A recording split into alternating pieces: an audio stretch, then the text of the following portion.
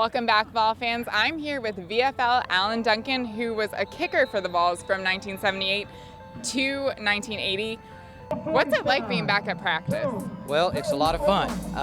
It's not something I've had the opportunity to do for many years. We lived in South Africa from 1992 until 2008, and then I've been back in the States the last 6 years, and I travel a lot, and my son has been the place kicker at Carson Newman College for the last 4 years, so I've spent a lot of time up there helping the kickers there. I've helped camps here the last about three or 4 years. I've been able to come and help with the Vols kicking camp, but I haven't been able to make a lot of games or a lot of practices. But I've just moved back to Knoxville, and I said, hey, I'm coming over to practice today. We've just been having a party today. Very, very cool. Now, you were given the nickname by former head coach Johnny Majors as the preaching place kicker. How did that come about? Well, I grew up as a missionary kid in Kenya. I actually went there in 1965 when I was 6 years old, and I graduated high school from a school called Rift Valley Academy. And it's a boarding school for missionary kids that kind of go attend there from all over Africa.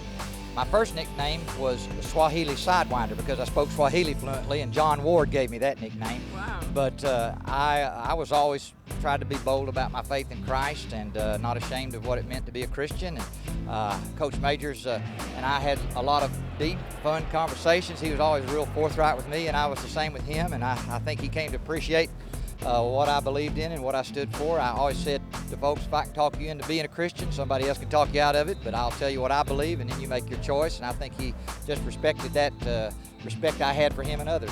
Tell me a little bit what you were doing post-grad life. I was drafted by the Philadelphia Eagles, ended up playing in the USFL for the Memphis Showboats, and then after that I completed my biblical studies degrees at New Orleans Seminary.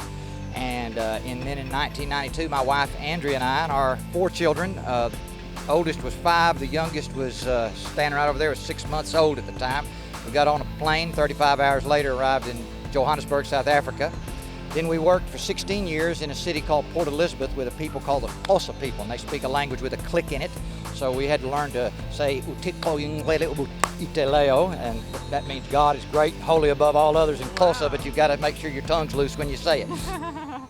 Thank you so much, Alan, and welcome back. Thank you so much. Appreciate it.